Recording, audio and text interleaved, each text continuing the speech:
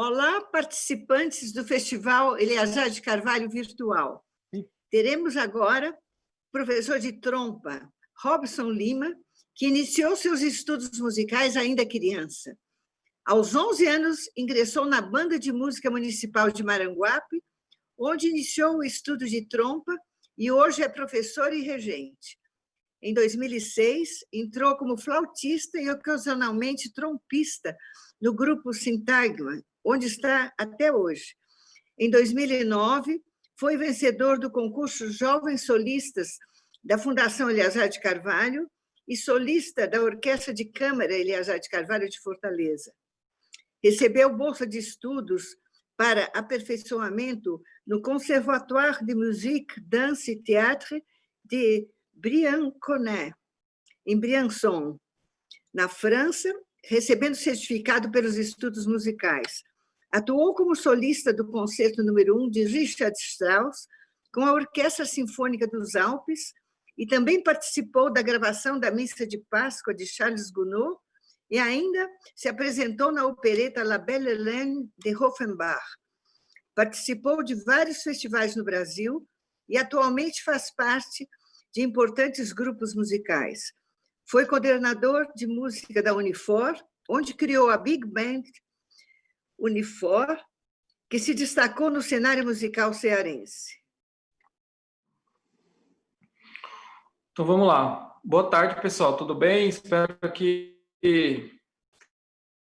estejam todos com saúde, né? Infelizmente, temos esse incômodo da pandemia este ano. A gente não pôde estar presentes, né, fisicamente em Fortaleza, mas essa ferramenta digital nos dá um pouquinho mais de alento, né? E continua com a chama do festival sempre acesa. Então agora a gente vou começar a falar um pouco com as tubas e eu queria que o pessoal das tubas abrisse as câmeras e os microfones, só para a gente conhecer vocês um pouquinho, vocês falarem o nome de vocês, a idade, onde vocês estudam, de que região, o que vocês são, o que vocês fazem. Assim, nada muito livro da vida que dure 1 hora, mas uma coisa bem prática para a gente ser dinâmico, tá bom? Denis, Luciano e o Marcelo, eu acho. Vai lá, pessoal. Manda bala. Quem é o próximo? Bom, eu me chamo Luciano, eu tenho 20 anos, eu sou aqui de São Bernardo do Campo. Meu você vizinho, paulista? Poxa. Do lado. Bom, eu sou aluno do Popô, na EMESP Tom Jobim. Legal. E sou tubista da Orquestra Jovem Municipal de Guarulhos. Isso aí. Próximo. Denis. Meu nome é Denis, eu tenho 15 anos, sou do bairro Conjunto Tancredo Neves e eu sou tubista da banda do Instituto de Assistência e Proteção Social, IAPS, aqui mesmo do Conjunto Tancredo Neves. Tá, mas que cidade que é? São Fortaleza. Paulo? Fortaleza. Ah, Fortaleza. Fortaleza. Ah, um conterrâneo aí do nosso. Fortaleza, Ceará. Bom. Legal. Marcelo é da rede. Então acabou, só tem nós.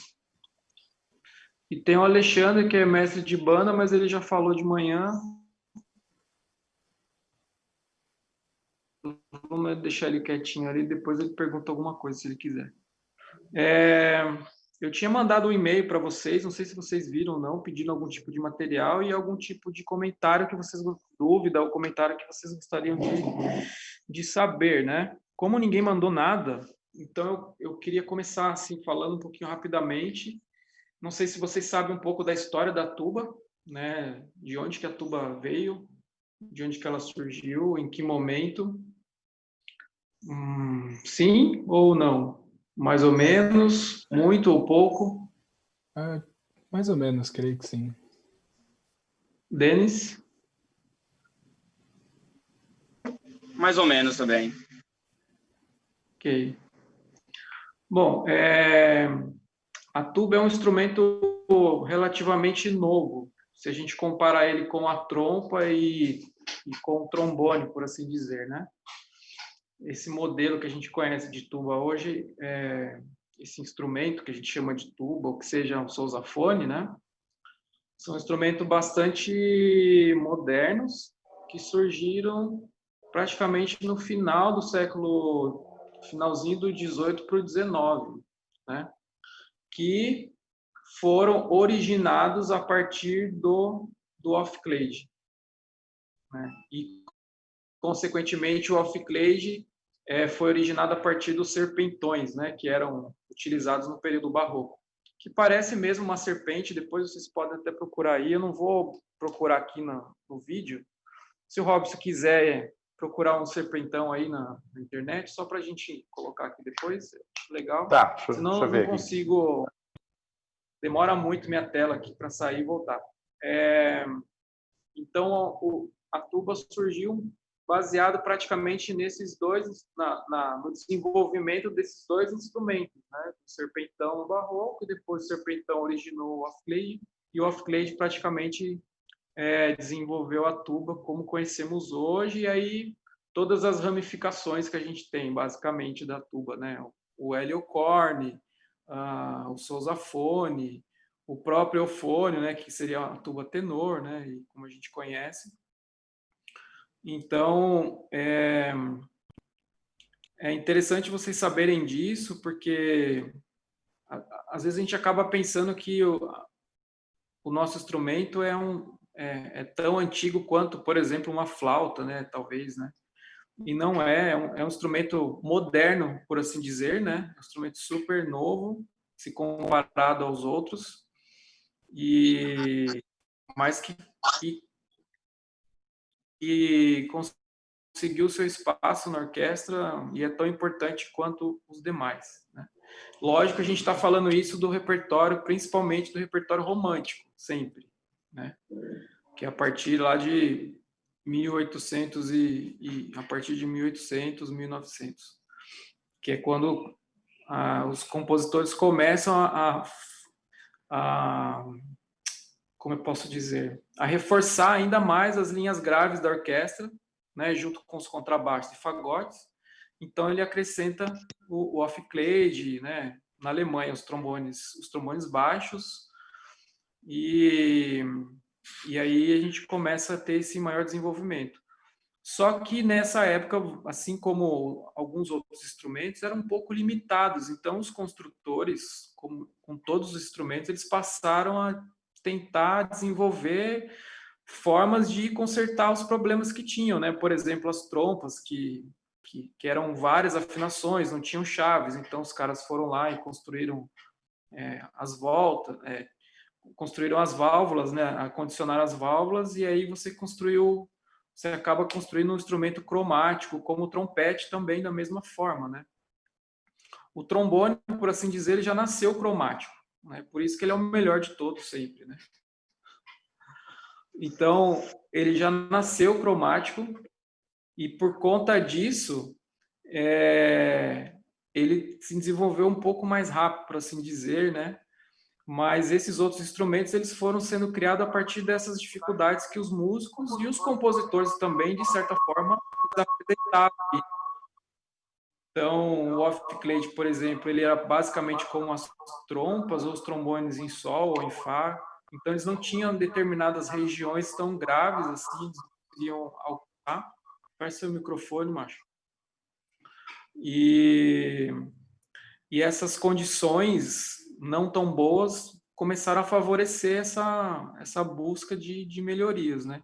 Consequentemente, esse tipo de melhoria também veio a partir da tecnologia de se mexer com metal, né? De cada vez os caras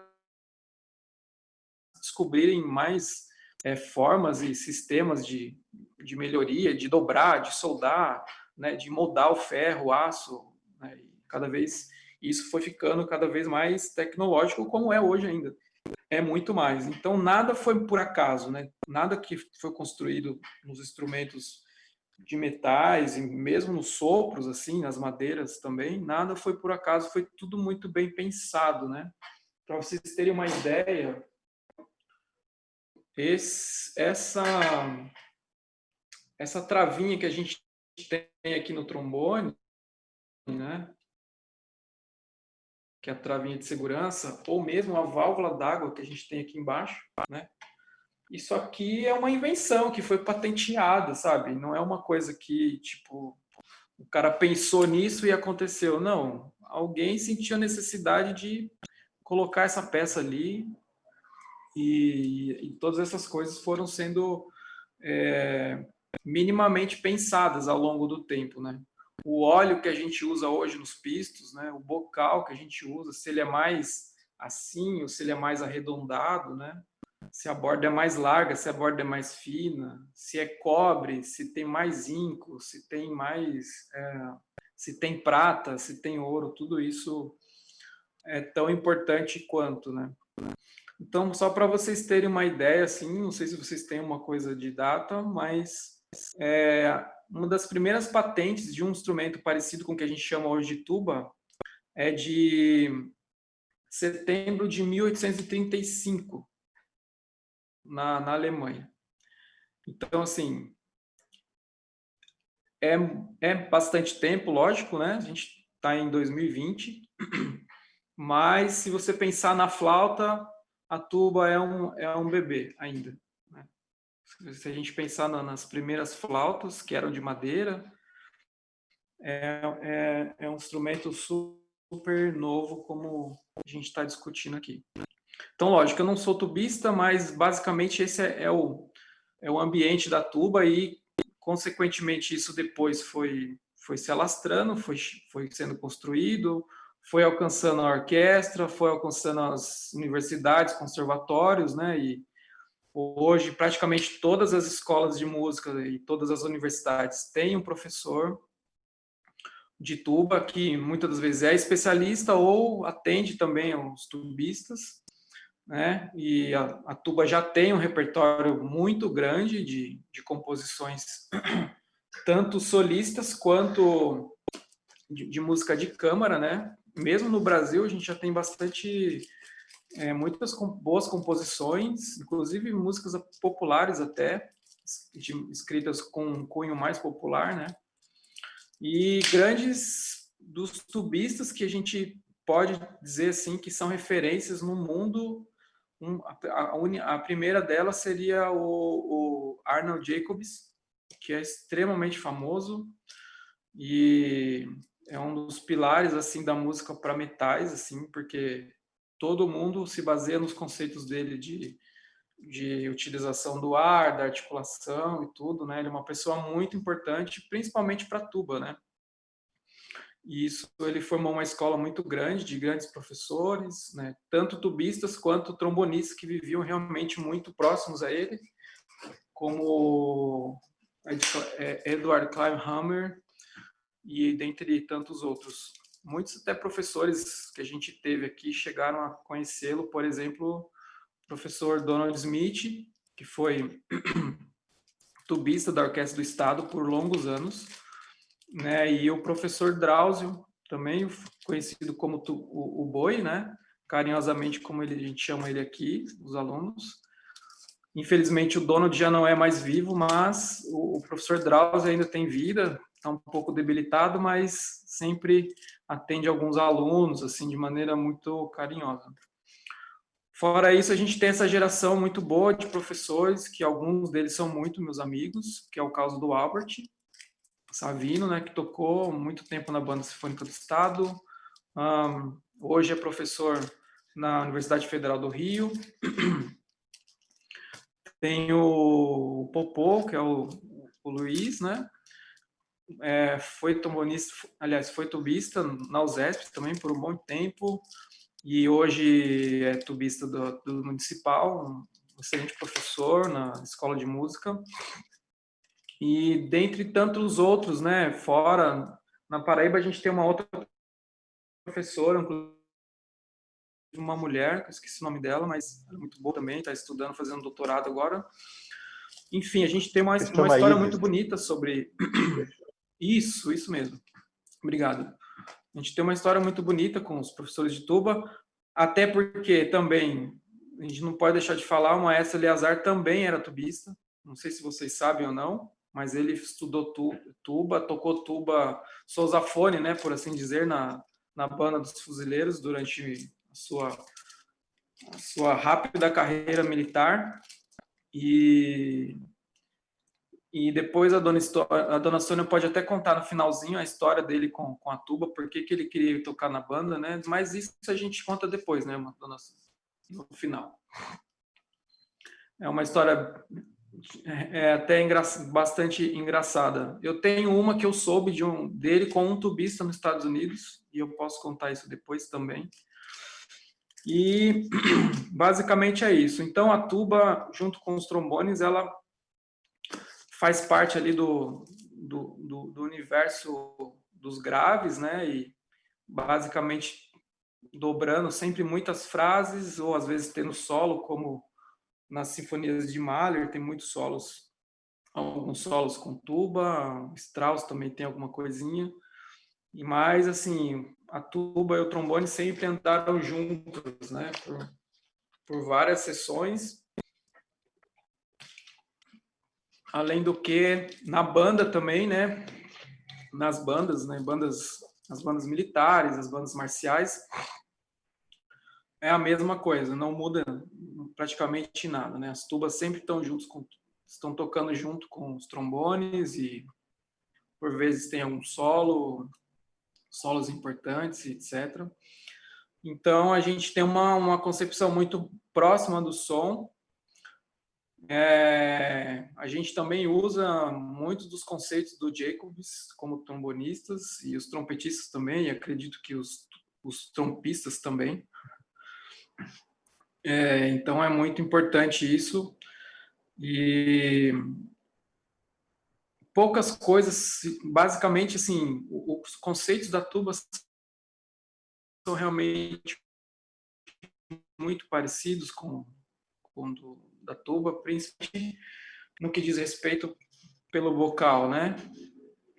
A gente tem o mesmo princípio, que é a vibração dos lábios, né? E a captação do som com o vocal. Então isso é bastante, lógico que existem particularidades, lógico que vão existir, e justamente por isso que a gente discute bastante e a gente acaba aprendendo com todo mundo um pouco de cada coisa. Então, eu queria, de repente... Rob, você achou a foto do serpentão para eles olharem? Na verdade, eu acabei perdendo aqui a conexão pelo computador. Estou tentando voltar aqui, Gilberto. Ah, tá bom. Só um minuto, tá? Tá. Mas é isso, assim, vocês podem perguntar alguma coisa, a gente pode perguntar algum tipo de dúvida de manhã. Eu acho que também talvez vocês estejam ouvindo falar sobre esses últimos dias, sobre rotina, sobre quanto eu estudo, quanto eu deixo de tocar, se eu descanso, se eu faço 10 minutos de abelhinha, se eu estudo deitado, se eu estudo de pé, sabe? Essas coisas assim que são importantes e algumas podem ser um pouco lenda, assim, mas o fato é que não existe uma receita de bolo, né? Isso nunca houve e não dá para dizer, olha, a gente apenas faz indicações boas, faça um pouco disso, um pouco X, um pouco Y, isso aqui é melhor, isso aqui não é tão bom. E eu costumo dizer que eu não sou dono da verdade. O que eu digo aqui é o que eu penso e o que eu aprendi de bom com os outros professores, ou com os amigos que eu tenho, os professores que eu tive. E as coisas ruins também, que eu já aprendi coisas ruins, todo mundo já chegou a aprender, né, entre aspas, coisas ruins, a gente aprende e deixa elas guardadas num lugar que a gente não precisa. A gente descarta. Porque coisa ruim a gente aprende que para não realizá-las ou não passá-las adiante. Então, aquilo que é bom, a gente encaminha. Aquilo que não é bom, ou que não tem serventia nenhuma, a gente descarta. Simples assim.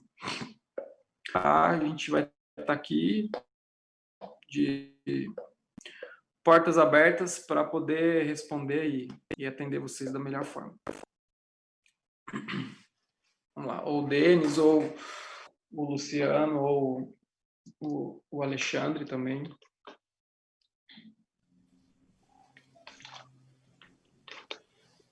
Eu gostaria de fazer uma pergunta. Na verdade, eu acho que é a primeira aula que eu estou tendo com você do festival. Foi adicionado no grupo hoje. E eu gostaria de saber, eu não sei se você já falou sobre isso, mas uma dúvida que eu tenho é quanto, por exemplo, à minha rotina. A gente não consegue estudar tudo todo dia, porque até por uma condição física. Como que a gente separa a nossa rotina para a gente conseguir trabalhar de uma forma efetiva? Sim. Olha, enquanto estudante, sem muitos compromissos diários, a não ser o colégio e alguns afazeres em casa, isso pode ser que você consiga ter um estudo mais efetivo. Pelo menos eu consegui ter. Eu consegui ter isso justamente porque eu tinha um professor que me ajudava um pouco a organizar isso, né? Enquanto estudante, então eu consegui estudar tudo, de tudo um pouco, com uma boa qualidade. Mas isso a gente está falando de uma época que eu tinha muito tempo, né? E de uma época de sociedade diferente também, porque uma coisa é a minha década e outra coisa é a sua década, né? Que mesmo não tendo nada, talvez, para fazer, a gente tem muita coisa, né? Eu realmente, a minha geração tinha pouca coisa para fazer, digamos assim. A gente não tinha muitas atividades, né? Então, não que eu seja tão velho, assim, de 50 anos, né? Mas é muito diferente quando a gente se baseia em conceitos de sociedade, assim, em épocas, né? Diferentes. Dona Sônia está aqui também, ela pode muito bem depois falar sobre isso também, que na época dela era muito diferente ainda, né? Ainda mais, né? Muito mais. A gente está falando de 4 gerações, 5 gerações para trás, de tempo de estudo. Então, a maneira de você organizar um estudo passa muito pelas suas, como eu posso dizer, pelas suas expectativas enquanto estudante de música, pelo contato que você tem com o seu professor e até amigos, inclusive, né, o seu ciclo de amigos, e das suas ambições também. Então, de manhã eu falei um pouco disso, que essa rotina, a minha hoje em dia, como profissional, ela se baseia muito na questão de um estudo diário de manutenção para manter uma boa qualidade de som, uma boa qualidade de articulação e de mecânica, né? Quando eu falo de som, estou falando também de afinação, esses aspectos mais relacionados ao som.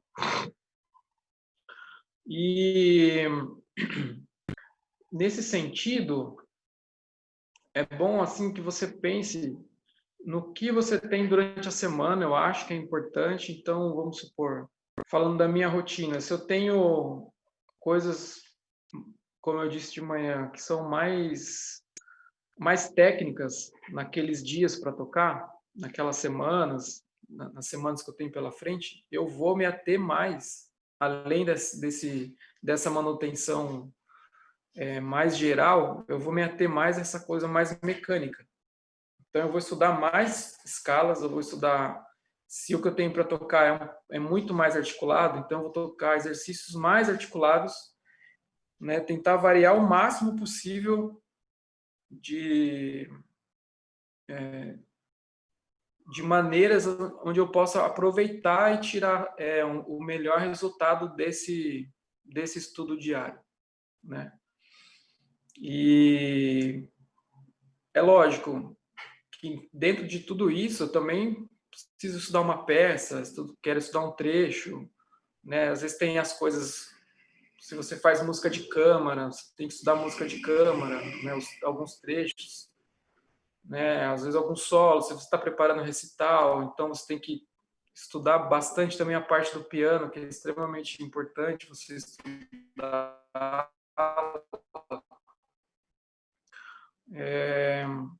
Então, assim, esses aspectos eu não sei se hoje em dia a gente fala muito disso e isso é deixado de lado, mas é engraçado porque no meu tempo não se falava muito disso, de rotina de estudo, né? O professor simplesmente ele queria saber se eu tinha estudado ou não. Eu tinha lá, por exemplo, eu tinha que tocar na semana Arban, nas semanas eu tocava, tinha uma semana que eu tocava Arban, Rochu e Miller, por exemplo, que é um outro método. Na outra semana eu só tinha que levar peça e um Rochu, né? Então assim, a gente tinha um rodízio, assim, pelo menos esse era o formato que o professor me pedia, que era o Marco Sadal, na época que eu estudava na EMESP. Na faculdade era um pouco parecido com isso, que era com o Janelli. E, cara,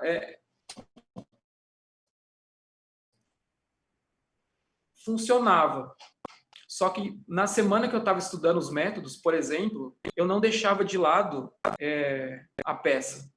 Logicamente, eu tocava bastante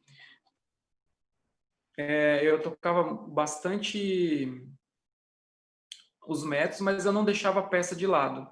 Ao passo que quando eu estava na semana que eu estava preparando a peça para a aula, eu também não deixava os métodos de fora, né?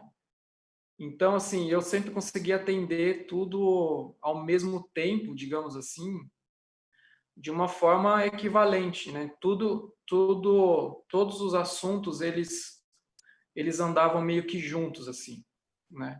E é lógico, aquilo que ficava para trás, que realmente não estava funcionando bem, não estava bom, ficava pendurado, né? Ficava fiado lá, ficava na caderneta do professor e na semana seguinte ele com certeza ia querer ouvir aquilo melhor, né?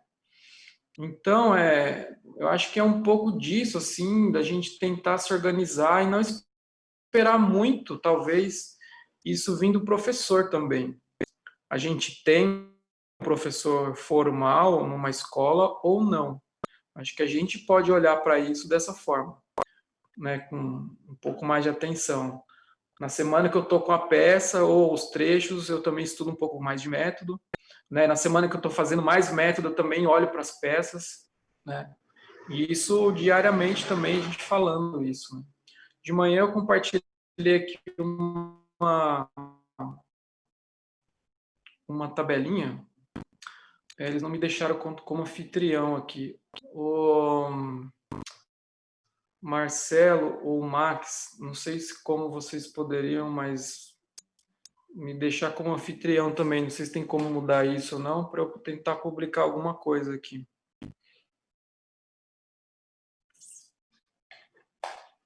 E então existem várias formas. Então, assim, uma das coisas, se você gosta muito de estudar de manhã, então a gente tem que se programar para estudar só de manhã. Ainda esses dias eu vi a palestra do Carlinhos, né, do Carlos Freitas, que é trombone da USP, primeiro trombone. Ele falava que o estudo para ele só funciona de manhã. Ele precisa estudar de manhã. De tarde, para ele só dá aula, toca, faz algumas checagens e tudo, mas o estudo para ele funciona de manhã. E eu também tenho um pouco disso.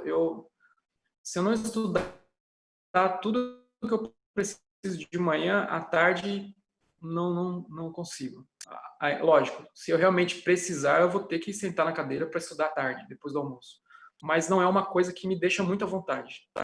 A parte da tarde me incomoda bastante. Parece que eu já estou cansado, de certa forma.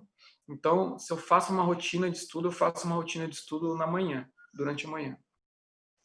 E é lógico, se eu estou trabalhando, aí eu tenho que dá um jeito, né? Eu tenho que fazer isso à tarde, em algum momento, em algum período do dia, sabe?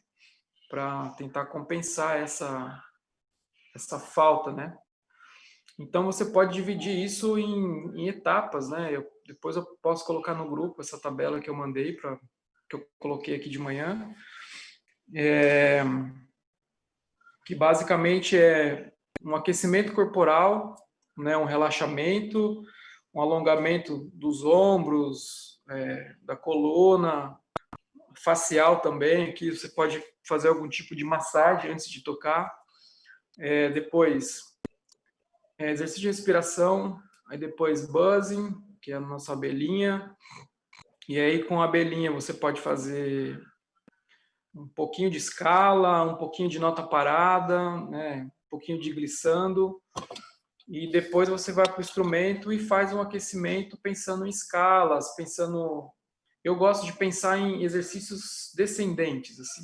Então, eu pego uma região, por exemplo, de si bemol, ali fora do pentagrama, já o primeiro si bemol, e eu faço isso descendente, cromático, né? Eu faço glissando, depois faço articulado. Lógico, vocês tubistas não dá para fazer o glissando exatamente, mas pensa no ligado, então, né? De maneira ligada. E depois articulado. Eu faço basicamente isso aqui, ó. Vou mostrar para vocês.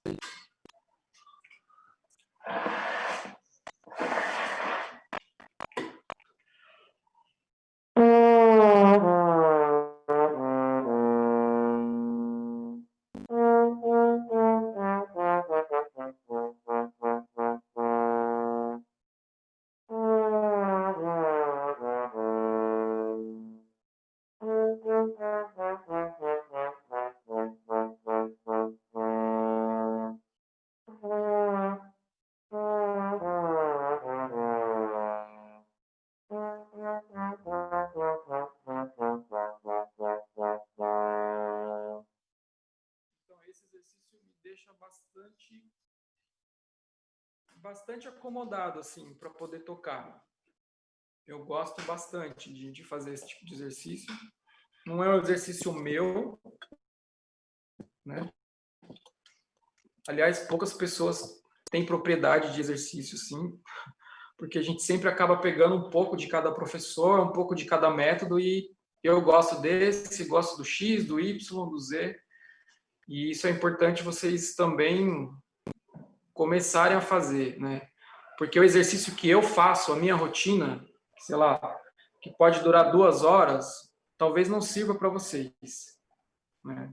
Porque essa rotina de estudo, essa rotina de aquecimento, é sempre uma coisa muito pessoal, né? É muito particular. É como eu disse de manhã, é muito como se fosse um sapato, ou se fosse um paletó, que você vai no alfaiate, você vai na loja, você tem que experimentar. Né? Porque aquele corte que é ideal para mim, não é ideal para vocês. Não vai ficar apertado, vai ficar justo, vai ficar muito grande. Então, a gente tem que adequar esse tipo de coisa, exercícios de rotina. Não é porque funcionou com A, com o professor A ou B, que vai funcionar com a gente.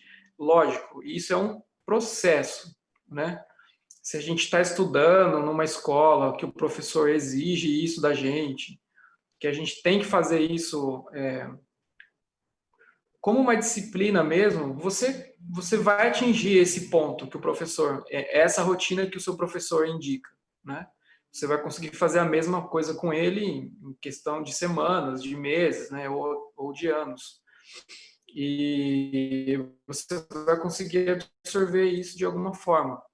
O que não é ruim. O que eu quero dizer é assim, que a gente não pode sair, a gente tem que tomar o cuidado de olhar na internet ou de ver uma pessoa fazendo uma coisa e achar que aquilo é verdade, e aí você sai fazendo aquilo sem ter um mínimo de conceito, um mínimo de ideia, né, de processo de como começou aquilo, ou para onde que leva aquilo exatamente. Então esse que é o maior cuidado. Então aí você faz essa rotina de aquecimento, depois você fez, sei lá, essas notas para baixo, você faz um pouquinho de flexibilidade lenta, né, numa região confortável. eu acho que aí você já está, talvez, aquecido, né? Principalmente a gente que é dos metais, se a gente sentir mais necessidade, a gente faz mais algum exercício, mas acho que isso é suficiente. Depois você já pode entrar na rotina de estudo mesmo, né? E aí fazer os métodos, pensando nos exercícios mecânicos. Então, sei lá, você pega o Arban, né? As tubas também tem uma tradução hoje boa do Arban. Tem outros vários métodos hoje em dia de tuba, que se vocês não souberem, depois eu posso indicar para vocês também. Depois vocês podem ir para estudos melódicos, né? Estudar, por exemplo, o Rochu, que é um super exercício também. Tem uma edição hoje, basicamente, se não me engano, que já foi escrito oitava abaixo. Você não precisa ficar pensando, né? Pegar o livro de trombone e transpor. E aí você pode acrescentar peça, você acrescenta as peças, daí depois você acrescenta também os excertos, né, orquestrais, e se você toca num grupo de câmara, você acrescenta esses estudos de grupo de câmara. E se você realmente fez uma boa rotina de 3, 4 horas de estudo, assim, no máximo, então você pode parar com essa rotina logo depois, se você tem outra coisa para fazer, você pode voltar, né? Lembrando que sempre a cada 20 minutos, 30 minutos no máximo, é bom que a gente dê uma descansada sempre, né? Porque isso aqui é músculo, né? E é como uma academia mesmo, né? A gente vai na academia, a gente vai lá, faz algum exercício, entre uma série e outra a gente descansa 40 segundos, um minutinho, né? Entre uma série e outra. E isso é importante para a gente também, entre um exercício e outro, é muito importante que a gente pare para descansar, para poder, né, ter um pouco mais de irrigação sanguínea na região dos lábios, né, e toda essa região da face, porque a gente depende desse músculo. Se a gente maltratar, a gente vai ter uma vida curta, né, e vida curta musical, ela significa muitos problemas, né. Então, quanto melhor a gente cuidar da nossa embocadura, da nossa ferramenta, né? O instrumento em si, ele é só uma extensão do nosso corpo, né?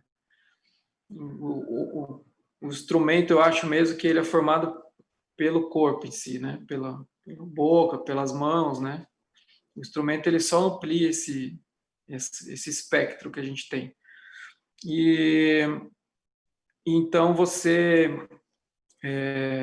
a gente precisa cuidar disso, né? Porque senão a gente tem uma vida muito curta, né?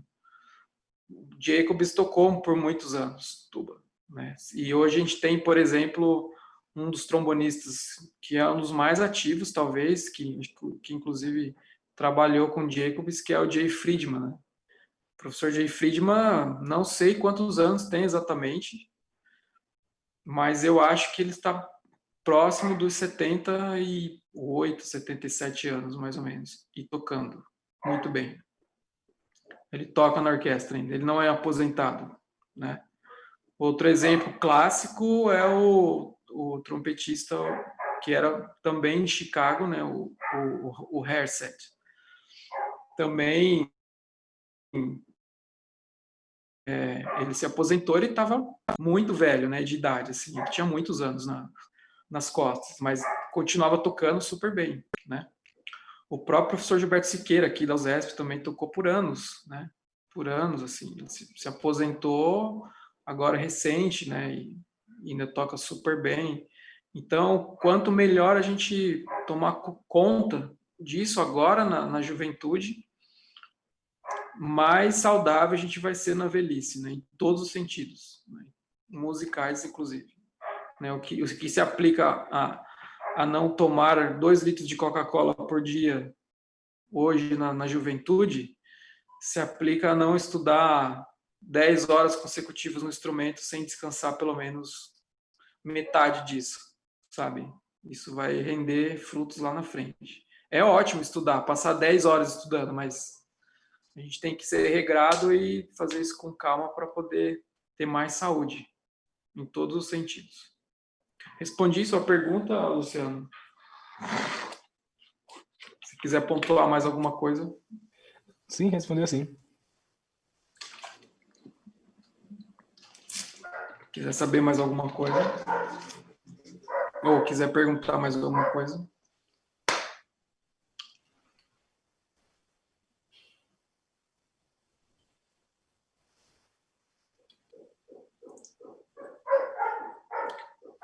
Bom, nesse assunto ainda,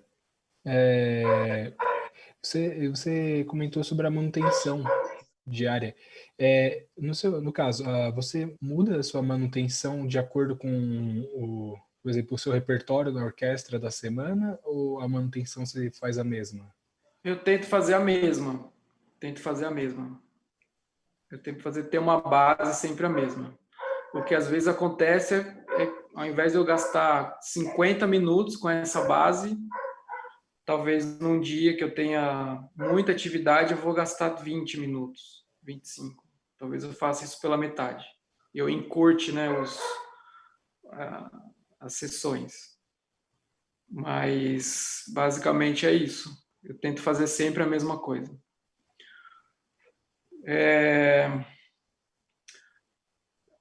Alguns professores também, inclusive, eu vi alguns comentários, assim, esses últimos dias, inclusive, no sentido de que, assim, às vezes um erro também é a gente ficar trocando muito de rotina, sabe? Você faz um exercício X hoje, aí semana que vem você faz um Y. Aquele X nem fez efeito ainda, né? Aquela rotina não surtiu nem metade do que deveria surtir de um efeito positivo. E aí você já muda, já começa a fazer outra coisa. Então, talvez é importante você, por isso que eu digo, é importante você ter em mente o que é legal para você.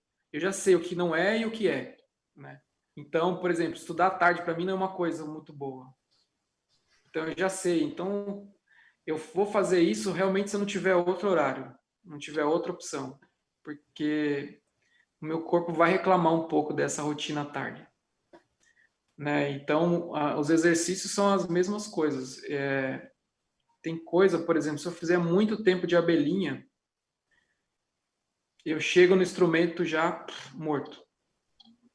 Então, a abelhinha, para mim, é realmente para acordar.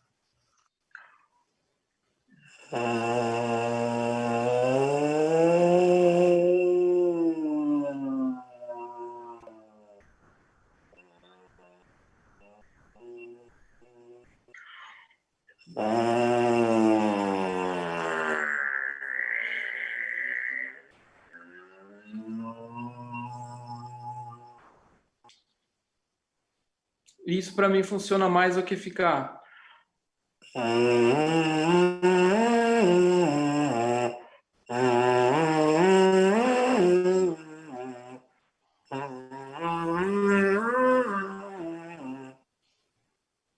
Se eu fizer isso por 10 minutos, quando eu for para o instrumento, eu já estou morto, eu já preciso de 1 hora para tocar.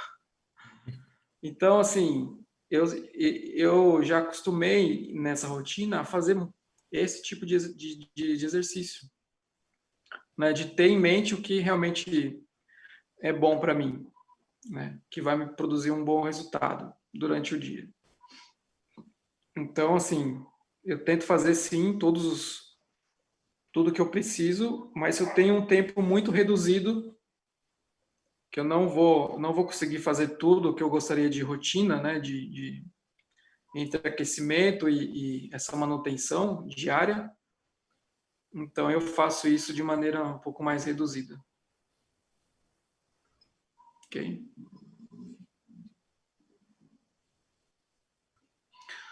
E aí, Denis, o que você me diz? Boa tarde. É o meu primeiro festival que eu estou participando. O senhor poderia me explicar mais ou menos como é que vai funcionar tudo? Cara, basicamente nosso encontro é hoje, só. Ah, É eu pensava uma, que ia ser mais dias. não serão mais dias, assim, haverá outros dias ainda pela frente, mas as atividades que vão acontecer nos próximos dias são de outros instrumentos.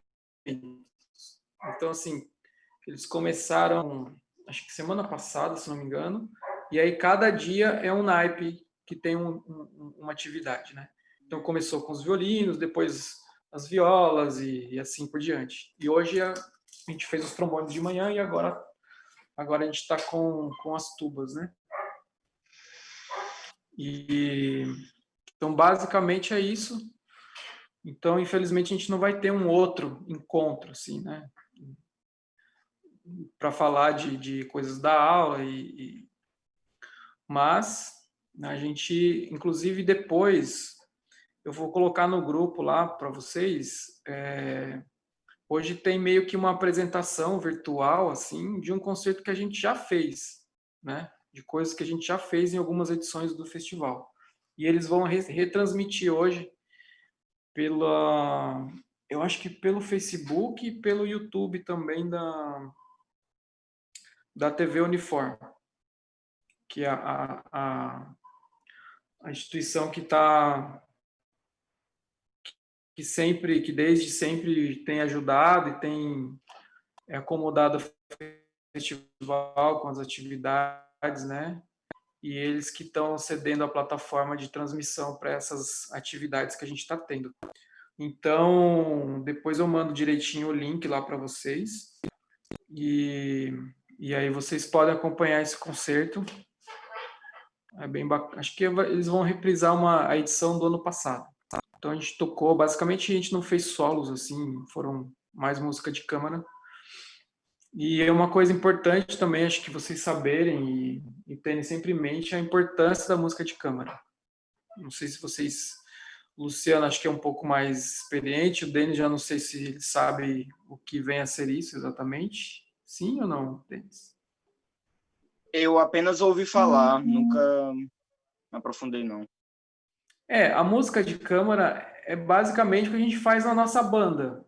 Só que a diferença é que a nossa banda tem um maestro, né?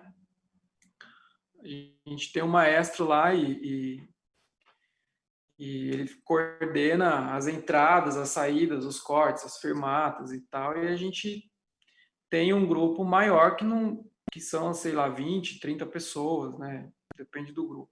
A música de câmara em si, ela a música de câmara é um tipo de repertório que foi escrito para pequenas formações.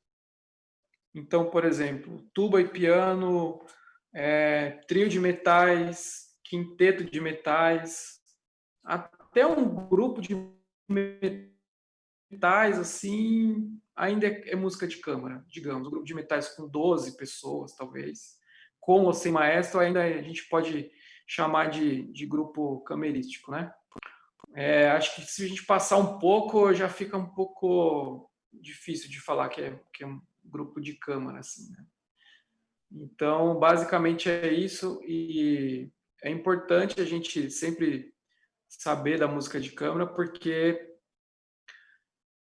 ela ajuda a gente a ouvir o que a gente está tocando, a prestar atenção naquilo que a gente está fazendo, porque muitas vezes só tem a gente fazendo solo naquele momento, não tem outra dobra, e você ouve muito de perto, muito próximo do lado, o que o seu amigo está fazendo. Você não está, por exemplo, você toca aqui no fundo os trombones e a tuba, e aí não é igual na banda, que os clarinetes estão lá na frente, né, junto com as flautas. Você ouve aquilo de certa forma atrasado, né, assim, meio descompromissado, digamos assim. Ou na orquestra, que a gente, os graves sentam atrás e o primeiro violino também senta lá na frente, né? E então é um pouco difícil assim. E a música de câmara ela promove essa coisa da gente ficar mais conectado com a música que a gente está fazendo e conectado com o nosso amigo, né? Quando a gente está tocando. Então assim, se você prestar atenção num violinista, no primeiro violino lá, que ele está na orquestra, ele sempre dá uma cabeçada assim, mesmo que tenha maestro, ele faz uma movimentação com o arco e com a cabeça. A gente costuma brincar, inclusive, para dar uma cabeçada. Ele está, inclusive, dizendo aqui assim, olha, a gente vai começar com a arcada para cima, por exemplo, né? Para que todos os violinos toquem juntos, né? Então, ele está meio que respirando para todo mundo tocar. E mesmo na orquestra grande, isso acaba acontecendo também. Às vezes, a gente tem... se a gente está numa posição favorável, a gente consegue também olhar para o violinista. Então, além da entrada do maestro, a gente também presta um pouco de atenção no violinista, né? No início do ano, eu toquei Baquianas 2 do Villa-Lobos, que é para orquestra de câmara, basicamente, uma orquestra bem pequena, e um trombone. E essa voz do trombone tem muitos solos junto com o violino e com o cello, né? E em determinado momento, eu tocava muitas coisas com o primeiro violino.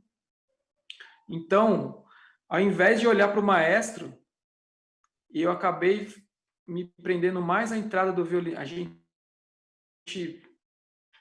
Como ele estava de lado, então ele conseguia me ver, então a gente se falava por olhares, assim, né? Então a gente trocava certas figurinhas. Então ele fazia algumas intenções e eu tocava junto com ele.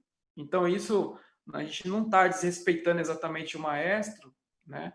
Mas a gente está, na verdade, promovendo uma melhoria melhor, uma melhoria, né? Redundância não dá, né? A gente está promovendo uma melhoria daquele repertório, da performance daquela música, né? Quando a gente está fazendo isso. Então, num grupo de música de câmara, é muito importante porque a gente desenvolve essa percepção de respirar junto com o amigo, de atacar, de tocar o mesmo som, de tocar mais afinado, né? Isso tudo é muito importante. Esse meu amigo Robson, que está aqui agora, ele está meio sumido ali, a gente já toca junto há 5 anos. Então, a gente está acostumado já também. Por mais que a gente se encontre, às vezes, uma vez por ano, que é quando a gente vai para Fortaleza, a gente já está acostumado já estou acostumado com o jeito dele tocar. Então, assim, vocês vão perceber, se vocês assistirem hoje o concerto, que em muitos momentos a gente respira junto, né? A gente está tocando junto, a gente corta junto, e isso é o legal, é a coisa importante da música de câmara para a carreira da gente. Seja você tubista, trombonista, enfim, é sempre importante essa troca, né, de energia mesmo, porque é uma energia que a gente está trocando ali no momento. Ok, Denis? E aí, o que mais?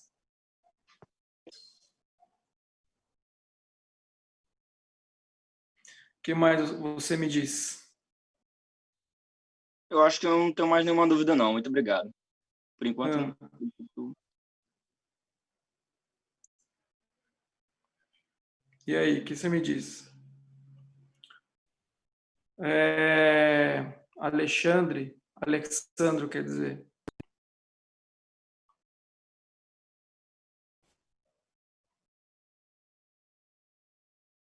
Quer falar alguma coisa?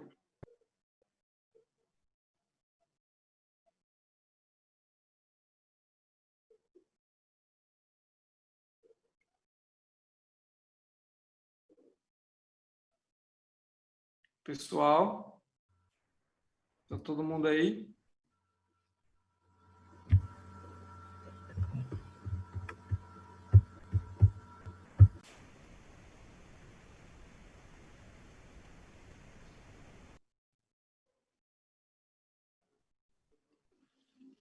Alexandre, quer perguntar alguma coisa? Quer comentar alguma coisa? Alexandro, perdão.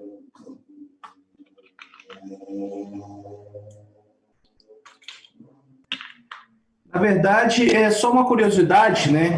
Uma coisa que eu aplico muito aqui nas bandas de música aqui no estado de Minas, é a questão da tuba mi bemol, né?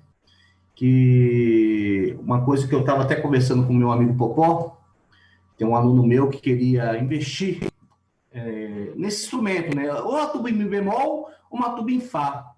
Só que ele queria comprar um instrumento nacional. e eu falei, poxa, deixa eu dar uma perguntada lá para o Popó, porque pelos pouco que eu sei desse instrumento, os instrumentos nacionais Mi bemol e Fá não são de grandes qualidades. Então, eu gostaria de uma orientação. O que a gente pode sugerir para um aluno que quer fazer? Primeira coisa, ter muito dinheiro, né? E o que você recomenda em termos desses instrumentos, Mi bemol e Fá?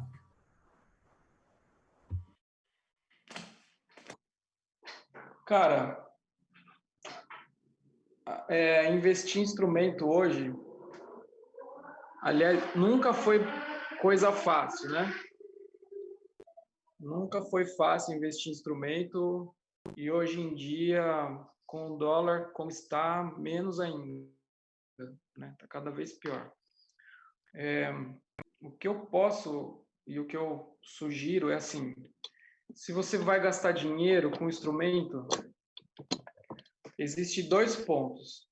Às vezes o aluno, a pessoa já tem um instrumento razoável, seja ele de qual marca, de qual afinação. Vamos pensar que ele já tem esse instrumento, né? Seja ele a tuba ou seja um trombone, qualquer um que seja.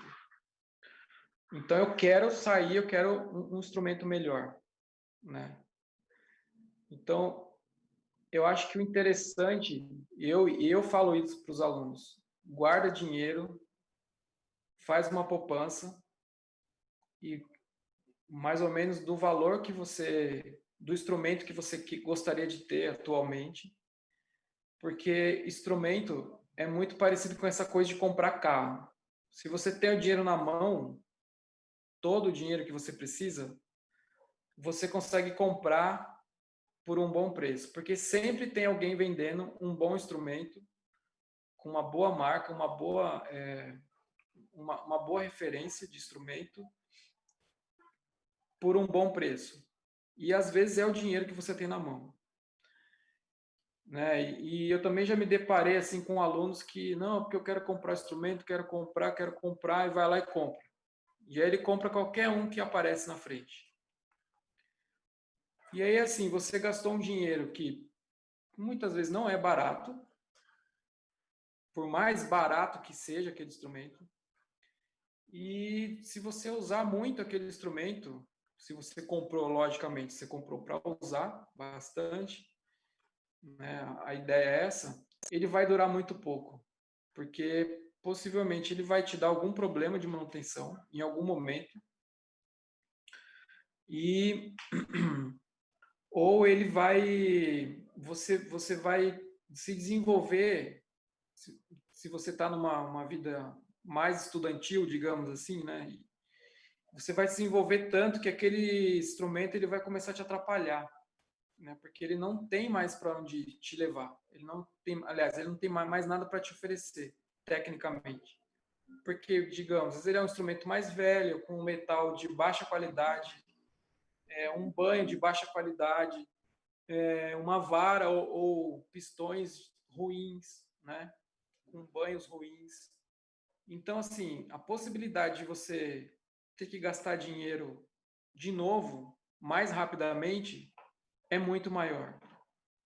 Então, às vezes, é preferível você esperar um pouco, passar um pouco mais de raiva inicialmente, enquanto você já tem um instrumento na mão, que talvez não é bom, é ruim, né? E esperar para poder investir em outro mais adiante, assim, investir um dinheiro realmente que vai te servir por anos, que vai te acompanhar por anos, assim, sabe? Eu acho que esse é o melhor caminho. Talvez eu não compraria um instrumento nacional mais, eu tendo condições. A gente não precisa citar marcas aqui, mas eu não compraria. Embora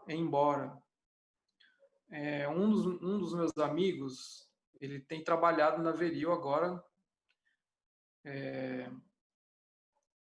e eles têm melhorado os processos de fabricação, inclusive de tubas, né? Tem estado melhores do que nos últimos, acho que 8, 10 anos. Melhorou bastante. Não sei o quanto, porque eu realmente também não sou tubista, né? Então não fico tocando tuba E os alunos não chegam com uma tuba nova toda semana, né? Mas, ao que me consta, esse meu amigo disse que os processos estão melhores e o controle de qualidade está mais rigoroso, né?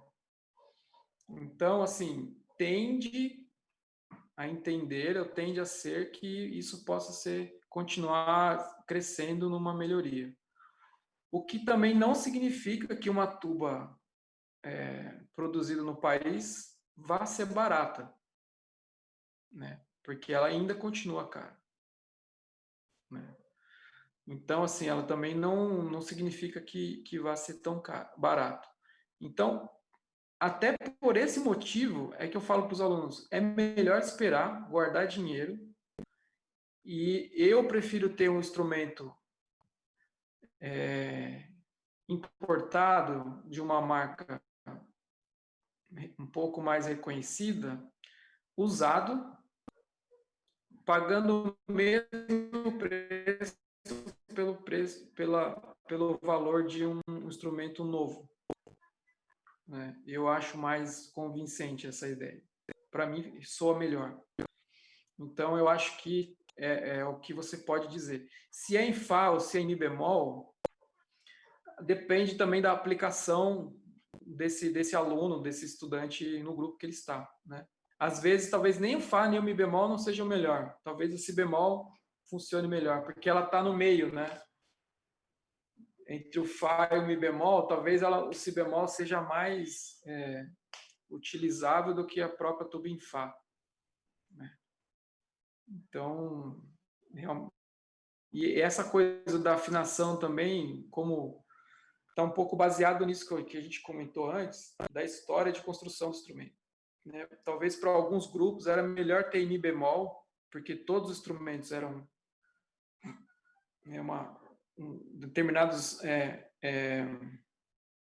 determinadas composições, talvez estivessem no campo lá de Mi bemol, então, baseado nisso, talvez seja melhor usar o Mi bemol. Outras nem tanto, né? Ou, de repente, era melhor você ter, tipo, um jogo, um em Si, um em Mi, um em Fá, justamente para você ter essa possibilidade de timbres, né? Um pouco diferentes, assim, de tubas. Mas, cara, é muito relativo isso, eu acho. Acho que varia também essa coisa da idade do aluno. Você não pode dar uma tuba em Si bemol 50 quartos para um aluno de Si bemol, né? Primeiro que ele não vai conseguir nem pegar, né? Se para a gente que é adulto já é complicado, né? Eu quase que morro às vezes quando eu tenho que pegar no guri as enormes, sei lá de quantos mil quartos que são, que só para tirar da caixa aquilo já é um trabalho, né? Isso para mim que sou adulto, né? Quem dirá para uma criança que tem 14, 13 anos, que às vezes é franzino, né? Não é forte, não é alto, né? Então isso tudo é bem relativo, né? Então, talvez uma tuba Si bemol, ou mesmo uma tuba em Fá, que às vezes acaba sendo compacta, né? Possa ajudar. Mas eu acho que a ideia principal é a poupança. Você ir lá, guardar 5, 10, 15, ir lá guardar, fazer dinheiro, trabalhar, sabe? Guardar a mesada, guardar o dinheirinho que você ganha fazendo um bico, para ter um instrumento bacana. Isso acho que é o melhor. Do que sair comprando qualquer xing-ling, isso não vai funcionar. Ajuda. Para quem. Aí entra o outro ponto, né? Quem não tem mesmo nenhum instrumento, não tem possibilidade nenhuma, mas tem um dinheiro suficiente para comprar um instrumento nacional, ou que seja chinês, assim, de entrada, para começar a estudar, mas o cara não tem nada, aí eu acho que é válido, né? Ele comprar aquilo que ele pode, né? Então, eu acho que é isso. Professor, posso fazer um comentário? Sim, claro. Bom, quando fala de tuba Mi bemol em Fá, está se referindo a tubas baixo.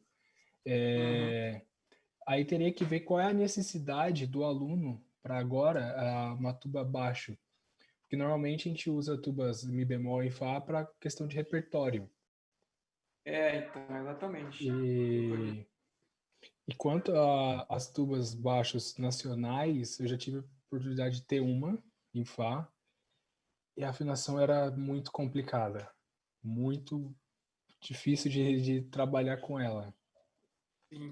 Então, se há necessidade, o aluno já tem uma tuba contrabaixo, já está desenvolvendo e quer, por exemplo, entrar na universidade e necessita de uma tuba baixo, o que eu poderia comentar sobre por incrível que pareça, a tuba em Mi bemol da Quasar não tem o melhor material, mas ela é uma tuba que funciona muito bem. Que até um tubista amigo meu, que é o Giovanni Monte, que ele passou no Teatro da Paz em Belém, ele passou com essa tuba. Uhum. E é uma tuba que ela é mais barata que a nacional. Se tem a estrita necessidade de uma tuba abaixo no momento, eu acho que seria a melhor saída, assim. E de resto, é melhor juntar grana, poupar, porque as tubas baixos boas têm problema de afinação. Então, se comprar uma chinesa em Fá, por exemplo, vai dar muito trabalho, assim, para utilizar. Exatamente. Concordo plenamente com o Luciano. Isso é muito importante. O Denis, esse sousafone que você toca é Mi bemol ou é Si bemol? Você sabe disso? É sousafone Si bemol mesmo. Uhum. Você sabe que os sousafones nos últimos anos, a galera estava desesperada atrás comprando sousafone para poder trabalhar e fazer coisas. Assim. É engraçado, né? Porque durante uma época ela praticamente saiu de cena, porque ela certo, foi tido como um preconceito, assim, que era um instrumento muito de banda, né? Aquela banda de colégio mesmo, fanfarra, né? Mas hoje em dia, né? Alguns amigos têm trabalhado rotineiramente com a tuba, né? Eu tenho um amigo, que talvez vocês conheçam por aí, de tê-lo no Facebook, por exemplo, que é o Babu, o Jefferson Babu. Ele toca com uma cantora, uma cantora, como eu posso dizer para vocês? Ela é música popular, assim, ela faz algumas coisas meio a capela, assim, super música baiana, todo dia ela interpreta vários estilos, assim. Mas a banda dela, ela toca sanfona, aí tem um cara que toca, acho que, eu não sei se, não sei, acho que é violão, guitarra, o baterista e uma tuba. E uma tuba não, aliás, um sousafone, tuba não, sousafone. E eles fazem shows assim, quer dizer, agora não, infelizmente, mas eles têm feito shows muitos, né? Inclusive, eles estavam para viajar para o exterior para fazer uma turnê na Espanha, se não me engano. E, sabe, com o sousafone. E eu fui assistir, inclusive, eles tocaram aqui na minha cidade, aqui em Mauá. É um repertório muito legal, assim. É muito, muito bacana. Né? Aliás, ele faz com a tuba, ele faz com o sousafone uma banda, como se fosse uma banda de baile de um grupo que toca música, que faz baile judaico. Então, eles ficam tocando aquelas melodias festivas, que a gente costuma ver em alguns filmes, assim, às vezes alguns seriados, né? Aquelas festas judaicas que eles ficam dançando círculos e tal. E ele toca nessa banda com o sousafone e é um trampo muito bacana, assim, é muito legal ver esse tipo de coisa, assim, porque é um retorno, né, um retorno do instrumento à atividade que ele já teve presente, né? Em algum momento da história, assim. Então é bem interessante por isso também. Eu vejo também, mestre, aí em São Paulo especificamente, até citando a Lira de Mauá, né, do meu amigo do Marim, eles usam muito sousafone para fazer aquele aspecto marcha, né, para entrar marchando, né, nos concursos, na apresentação, enfim. E aí, quando vai fazer a apresentação em frente ao palanque, né, no caso da apresentação musical, eles usam a tuba, né, mas justamente para fazer as performances, eles usam o sousafone. É um grande exemplo até ali a Mauá, né? A Lira de Mauá, que aplica bem isso aí, com uma primazia única, né? Uma das melhores corporações nos países até. E eles aplicam muito isso. Usa bastante sousafone, né? No aspecto marcha, né? Coreografia, aquela coisa que meio que descaracterizou as bandas, que é uma crítica minha, né? Descaracterizou um pouco as bandas marciais no estado de São Paulo, principalmente, né? Ficou aquela coisa um pouco mais americanizada do que tocar os tradicionais dobrados, né? Haja visto de o Felipe Souza, né? Eu aplico muito aqui esse repertório com meus alunos e eu falo com eles, aqui eu tenho tubas e sousafones. E eu falo, por uma questão de respeito, gente, nesses dobrados, vamos usar sousafone? Questão de projeção, né? De som, né? Projetar o som para frente, mas uma questão de respeito a esse cara, de um Felipe Souza também. Por favor, quebra esse galho para mim. Eu até brinco com eles sobre esse quesito. Então, essa coisa, realmente, assim, como eu falei, os construtores, eles foram fazendo ou construindo os instrumentos em favor daquilo que o mercado precisava, né? Então, assim, o próprio sousafone já é um desenvolvimento do Hélio Korn, né? Que é aquela tuba que parece um sax horns, assim, mas que ele foi, né, esticado de alguma forma, né? E o sousafone já veio daí, né? Praticamente um desenvolvimento do Hélio Korn. E o Hélio Korn já foi construído exatamente para essa função de se tocar na marcha, em cima dos cavalos, né? No período das bandas, as bandas aquarteladas na França, né? Mesmo os instrumentos de pisto, né? O trombone de pisto mesmo surgiu também um pouco a partir dessa necessidade, né?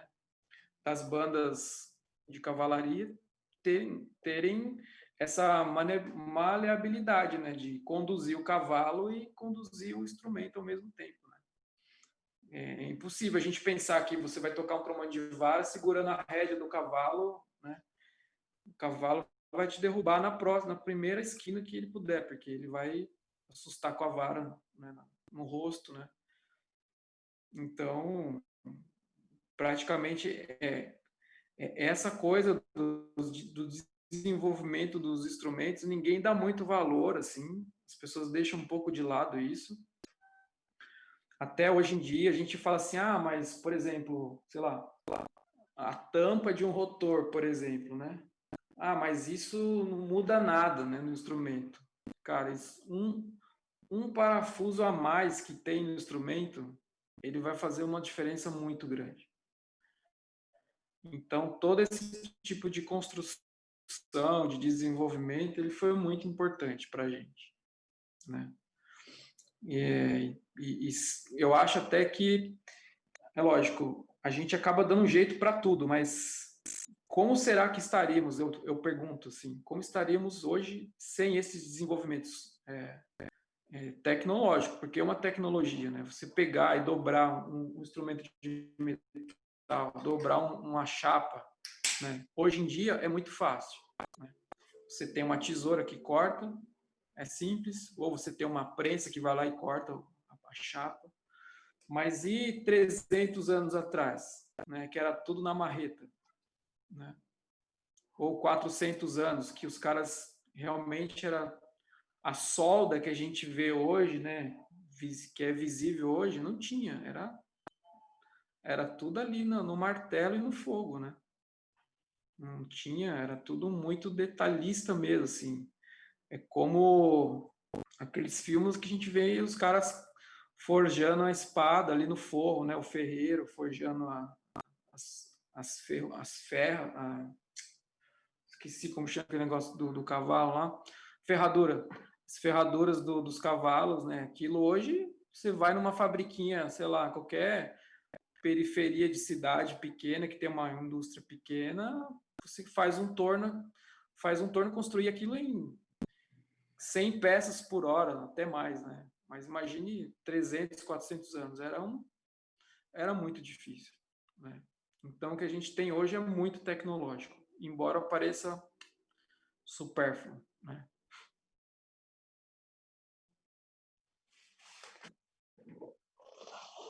É isso aí. O que mais?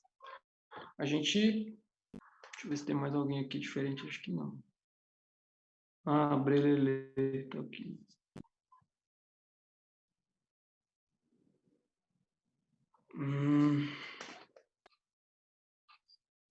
Quanto tempo de banda você tem, Denis? Que eu não lembro.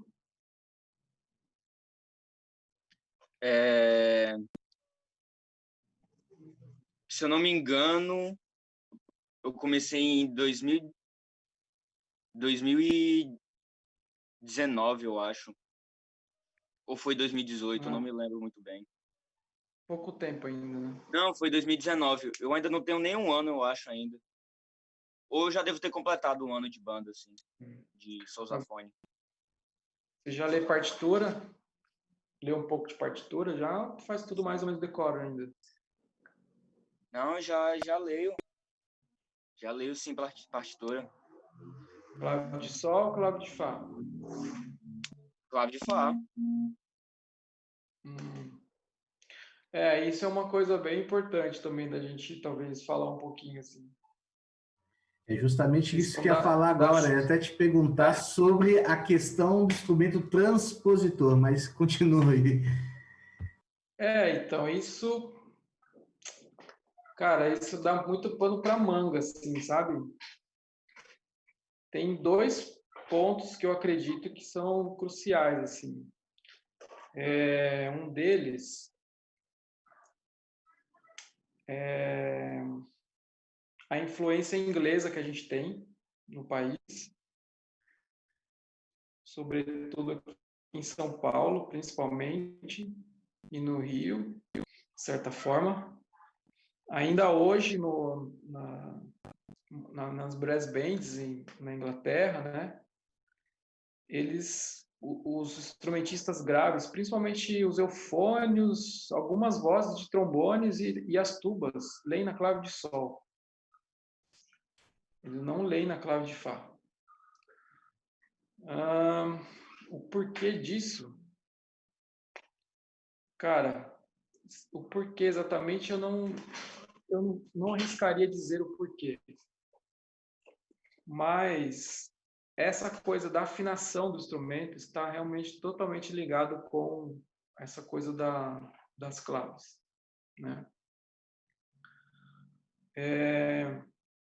É como as pessoas falam, mas o trombone não é si bemol, então por que que ele toca em dó? Pergunta típica, né? Então, é exatamente por isso. O trombone praticamente nasceu em si bemol, né? E se a gente pegar os registros, assim, os primeiros, os manuscritos, assim, você já vai olhar lá, já vai ter uma clave de fá, né? E se for para uma região muito aguda, já vai estar escrito, ela já vai estar escrita na clave de dó na terceira, né? E os repertórios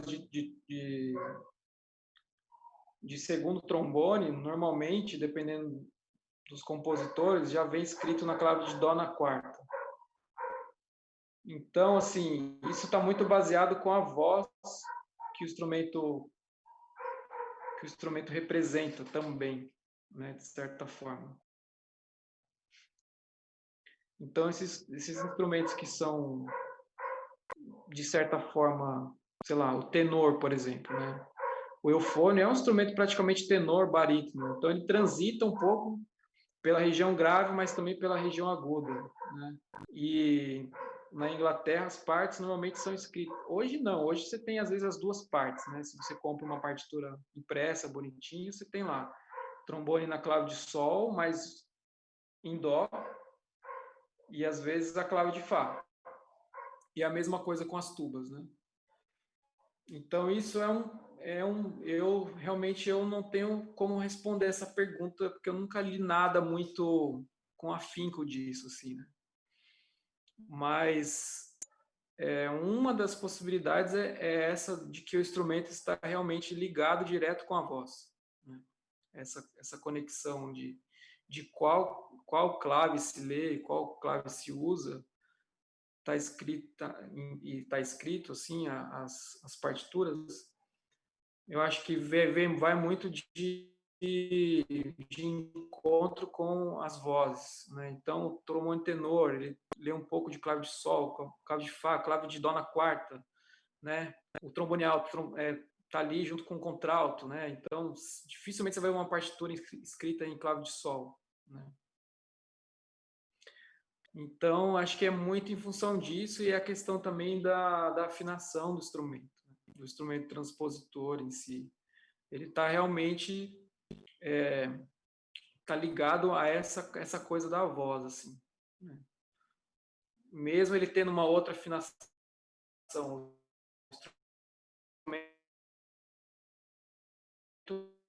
o trombone não é em dó, o trombone é em si bemol, né? E ele toca os trompetes não. Então acho que essa coisa da tradição musical também fez com que os instrumentos passassem a ser transpositores ou não, justamente por conta dessa necessidade. Porque uma vez que os instrumentos passaram a ter pisto, por exemplo, as trompas e os trompetes, mas aí você chega num repertório, sei lá, você chega em Beethoven, aí você tem uma trompa escrita em Fá, né? Aí o próximo movimento está em Ré, aí o próximo está em Mi. Só que você não tem mais aquele jogo de chaves, né? Aquele jogo de chaves de voltas, né? A sua trompa não tem mais isso. Agora a sua trompa tem uma afinação só e os rotores, né? Então vai sobrar o quê? O cara vai ter que se virar e vai ter que transpor. Então acho que a origem da transposição e do instrumento transpositor também passa por essa questão da escrita das partituras, né? Os trompetes também, você pega a partitura, tá lá, trompete em Ré, ou trompete Mi bemol, né?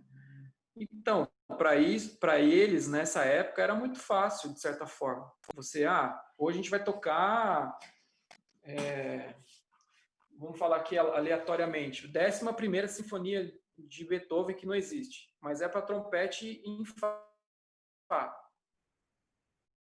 Ok, eu não tenho trompete em Fá, mas a orquestra tem. Então eu vou lá, pego esse trompete em Fá e vou tocar essa 11ª de Beethoven, né? Eu vou tocar essa sinfonia com trompete em Fá. Não mudou nada. A minha leitura não mudou. Eu só mudei de material, né? Ele ficou maior, ficou menor, né? O vocal é o mesmo, então não mudou nada. Então, isso, acho que ao longo dos anos foi realmente tendo foi se forjando essa coisa da leitura musical, foi sendo construída a partir disso, assim, sabe? Não sei se vocês sabem, mas o trombone a gente tem, por exemplo, tem o trombone alto em Mi bemol, o trombone tenor em Si bemol, o trombone baixo em Mi, em Si bemol também.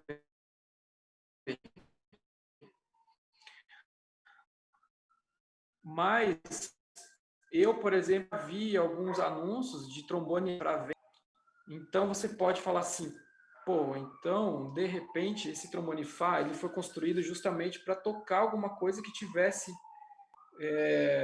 uma tonalidade, por exemplo, que chegasse no Fá, naquela oitava. Porque se eu uso trombone em Mi bemol, por exemplo, tem várias coisas que tem Mi bemol para tocar o tempo todo. O Schumann, por exemplo, os concertos de trombone alto, sempre tem um Mi bemol para tocar. Agora, se eu vejo um trombone Fá, isso me remete a pensar que, por exemplo, na Quinta Sinfonia de Beethoven, que a gente tem dois momentos lá, um dos momentos para tocar Fá, um Fá super agudo, e isso não foi tocado com trombone Mi bemol, foi tocado com trombone em Fá, né? Então,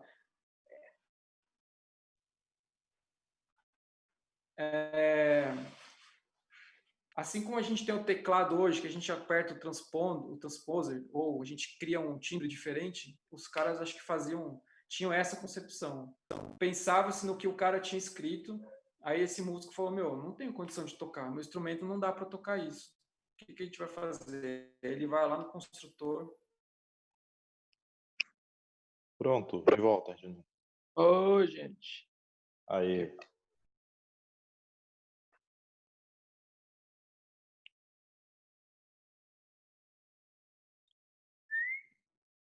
Estão aí ainda? Boa, vamos nessa.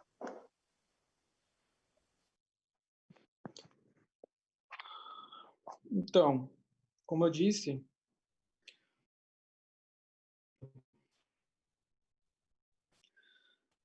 vai um pouco de tudo isso, Alexandro. A questão, acho que da construção mesmo, da identidade dos instrumentos, referenciando sempre a voz. Basicamente, sempre foi uma tentativa, assim, e ao longo da história da música, assim, a voz sempre foi um referencial para o instrumento. Isso acabou se perdendo em algum momento com o virtuosismo dos cantores, né, a partir talvez final do classicismo, assim, né, o virtuosismo dos cantores ficou mais aparente e depois os instrumentistas retomam isso com os concertos e as descobertas, né, dos períodos passados, com tantas coisas que foram construídas ao longo do barroco, tudo, né? Então, tudo isso, essa questão da afinação dos instrumentos e de como são escritas, acho que está baseado sempre na voz, né? Muito, muito na voz. E puxando sardinha para o trombone, lógico, sempre. Os trombones, eles sempre tiveram inseridos digamos assim, no meio litúrgico, né? Dentro dos cultos, da música sacra, por assim dizer, e sempre tiveram envolvido com as vozes, né? Para vocês terem uma ideia, no século XVII, quando os trombones não apareceram em nenhuma sinfonia, né, que foi o período auge da sinfonia, né, com Haydn e Mozart, por exemplo, que compuseram juntos, sei lá, muitas sinfonias, não vou nem chutar aqui para não chutar errado, mas assim foram muitas. O trombone não aparece em nenhuma sinfonia, né? E só que ele continuou aparecendo nas peças sacras, né, que estavam ligadas à igreja, sobretudo as missas de Mozart e de Haydn. Então isso é muito importante e isso reflete também nessa coisa que os instrumentos eles sempre estiveram ligados às vozes, né, de alguma forma. E o fato da gente também hoje em dia falar assim, não, mas pensa nisso, ó, como se você estivesse cantando, ó, canta assim, assim. Cara, tudo que a gente vai fazer no instrumento, a gente acaba pensando como cantor. Ou a gente acaba, né, a gente usa um pouco de exemplo também das cordas, né, da conexão das notas que os arcos trazem, né, na junção com as notas, etc e tal. No jeito como as cordas articulam também, né, mas sobretudo as vozes, né? A gente que toca instrumento de sopro, a gente sempre teve base vozes, que é o primeiro instrumento, é o instrumento natural. Então, a construção e a afinação do instrumento também sempre estiveram embasadas e se originaram a partir das vozes. Ok? Robson, o que você quer falar, meu anjo, meu amigo? Então, você está falando tudo certinho, tá bonitinho. Tô, né? Tô aprendendo tudo sobre tuba. Ouvindo aí o seu puxa-saquismo para os trombones. Lógico, De pô. boa. Mais Mas, bonito. enfim, realmente é muito interessante isso que você está falando sobre a história assim, dos instrumentos, né, o contexto histórico. Ele é importantíssimo. Você estava falando aí de transposição Isso, e então, então é muito e aí importante que querer falar disso porque, mais do que os trombones ou trompetes, a tuba é tipo, um dos mais transpositores, eu acho, né? Atualmente, Então, assim. pois é, a trompa essa é a base do que se tem para o trompista fazer, né? O trompista, mais do que nada, ele transpõe, né? Então, você estava falando aí a respeito de transposição e duas coisas me chamaram a atenção. Uma questão é quando você estava falando das trompas e da construção do instrumento e tudo.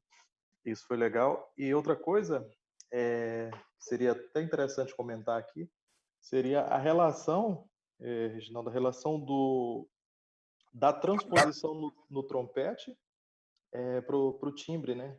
Porque assim, na trompa, tudo bem se tem uma mudança de timbre quando se transpõe, mas isso mas principalmente no trompete, né? Além de ler diferente, além de ter alturas diferentes do som, mas no trompete principalmente você tem uma, uma diferença timbrística, né? Então acho que isso é importante. Coisa que existe na tromba também, porém é diferente, né? A trompa é menos notório, né?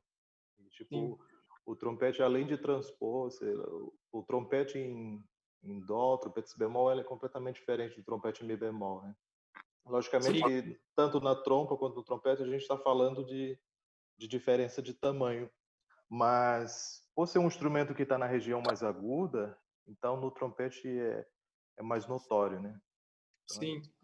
achei bem interessante o que você falou em relação a isso, né? E a É, trompa é isso, né? É de acordo com a sinfonia, tem muito a ver com questão de tonalidades, né? O isso. compositor tá uma sinfonia em ré maior, sei lá.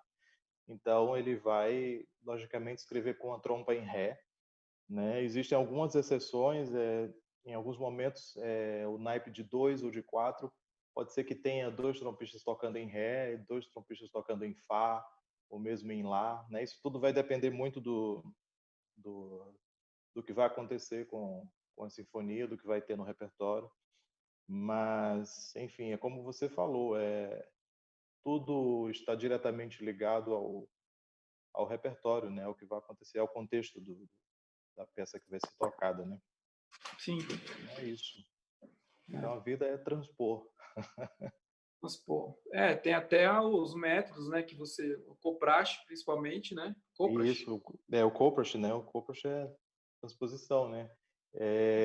Eu cheguei a fazer muita coisa do Coprache, mas como é meu professor francês, né? Então eu gosto de fazer muitas coisas muitos métodos do Georges Barbotou. É um cara muito legal e assim ele traz toda aquela sessão de exercícios básicos que tem para todos os metais, mas em especial com trompa você consegue, ele propõe, né? Você fazer cada exercício nas 7 posições da trompa em fá, nas 7 posições da trompa em si bemol. Então você consegue fazer cada um dos exercícios em 14 maneiras, né? Então isso é muito legal, interessante e é o básico para o trompista, né? O trompista que não transpõe, ele não vai conseguir fazer repertório de orquestra, né? A não ser que, logicamente, hoje em dia ele consiga fazer com uma edição já transposta, né, e tudo, mas que na maioria das vezes deixa de ser tão interessante quanto é a transposição, sabe?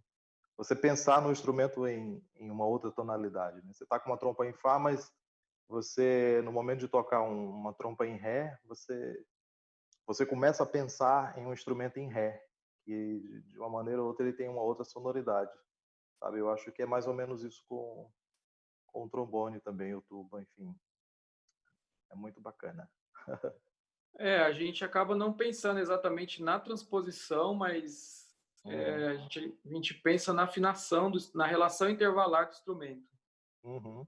Porque aí a gente acaba tendo uma mudança diferente, né? Do trombone alto para o tenor, principalmente, né? Sim, é. A relação intervalar é que acaba mudando. Então, aquela nota mais grave que no tenor seria a fundamental, que seria o si bemol, que é o instrumento que é onde ele está apoiado, né? A afinação, a gente está falando da construção dele está apoiada. No contralto, não, né? A gente está apoiado em Mi Vai ter o bemol. Mi bemol, né? Uhum. Então, essa relação intervalar, ela mudou de patamar, né? Pois é. Então, assim, o ato de transpor é a vivência, né, do Sim. trompista, né?